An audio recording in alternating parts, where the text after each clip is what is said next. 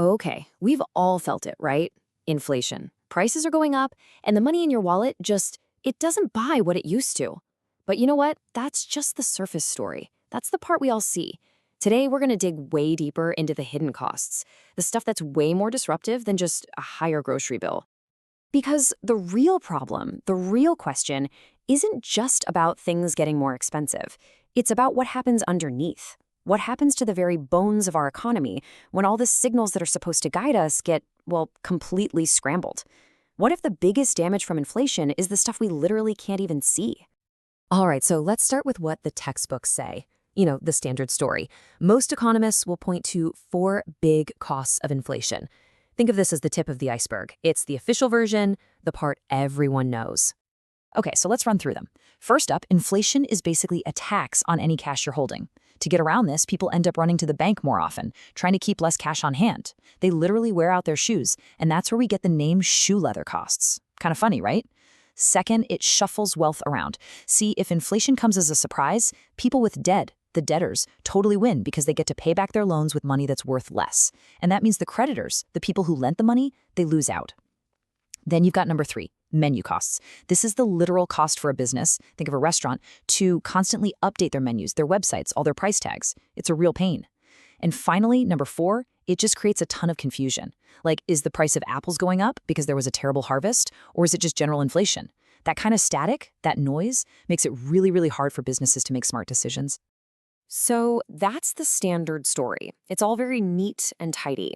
But here's the thing. It's all built on this one giant, unspoken assumption about how new money actually gets into the economy.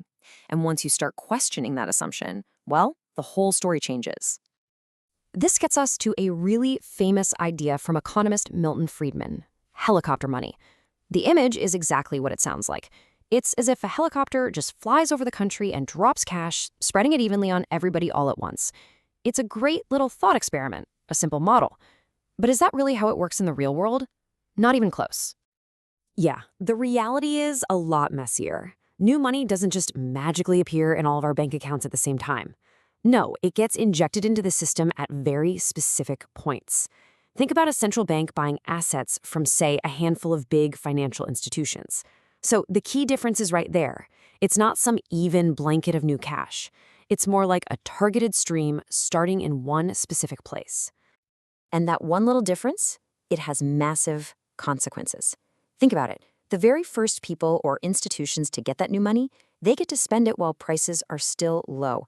But their spending is what starts to push prices up. So by the time that new money finally trickles down to the rest of us, guess what? Prices have already gone up. So the first ones to spend it get all the benefit, and the last ones to get it, well, they just pay the higher prices. This really messes with a key idea from the textbooks: anticipated inflation.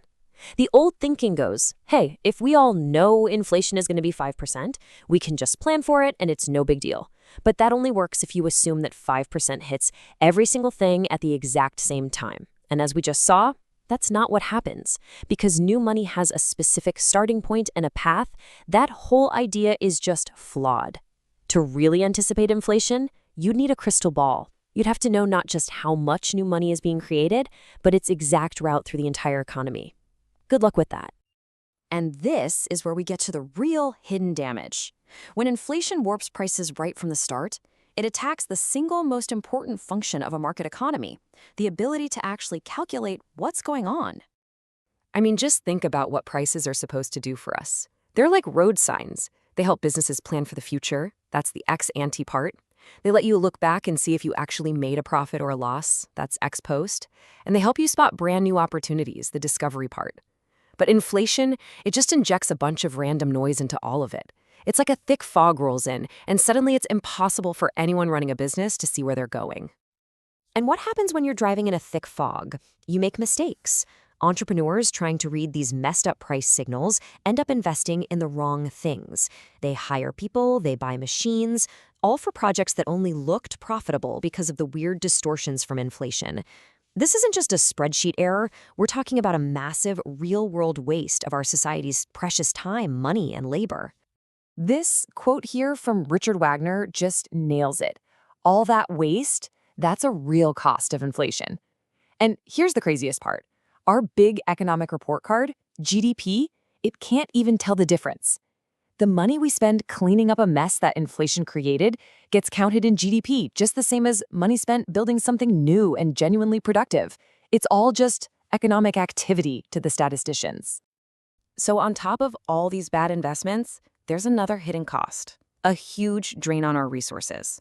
Inflation forces all of us to spend our time, our money, and our brain power, not on building cool new stuff, but just on trying to protect what we've already got. These are what economists call coping costs. And this is a fantastic way to think about it. Imagine you live in a neighborhood with a lot of crime. It's a completely rational, smart move for you to buy an alarm system for your house, right? Of course. But step back and look at the whole community. All that money spent on alarms and locks, that's a waste. It could have been used to build a playground or a library. It's the same exact thing with inflation. Hiring a financial advisor to help you navigate the chaos is a smart move for you individually, but it's a defensive play. It's society spending its resources on defense instead of offense, on protecting wealth instead of creating it. It's a net loss for everybody. And this isn't just a theory. You can actually see it in the data. Look at the US during the high inflation years from the mid-60s to the mid-80s. The percentage of people working in finance, insurance, and real estate, basically the money-managing sectors, it shot up. It's just like the economist Axel Leijonhufvud said, playing the inflation right is vital. Suddenly, being smart about creating things became less important than being clever at navigating the financial chaos. A huge chunk of our best and brightest minds shifted from making things to just shuffling money around. But believe it or not, the damage goes even deeper than the economy.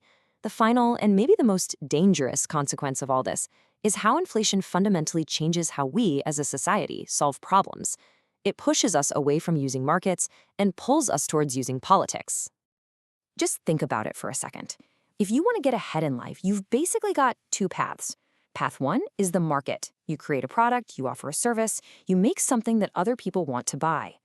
Path two is the political process. You lobby for a subsidy, you push for a regulation that helps you and hurts your competitor, you look for a favor. And all of us, consciously or not, we choose which path to take based on which one looks easier or more profitable. So here's the problem. By scrambling all those price signals and making it so hard to succeed, inflation makes path number one, the market path, way more expensive and way more uncertain. And this is what happens next. Inflation messes up the market. People get really frustrated because success starts to feel random, totally arbitrary. So where do they turn? They turn to politics for a solution.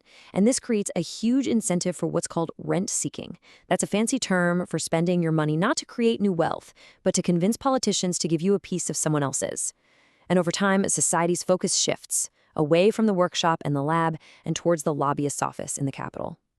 This quote here just captures that political mess perfectly. I mean, a general complaint like, prices are too high, that's vague. It's hard for a politician to act on that.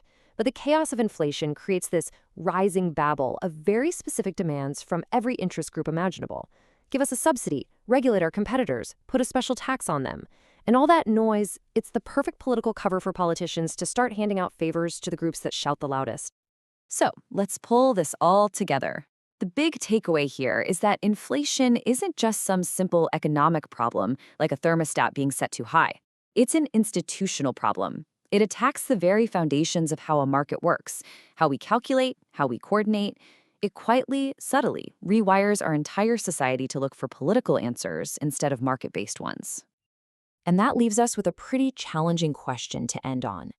If even what we call a little inflation is constantly creating all this unseen waste, if it's twisting our decisions and pushing us toward more and more political fighting, what is the real long-term price we're paying for it? It's probably a heck of a lot higher than the number you see on the evening news.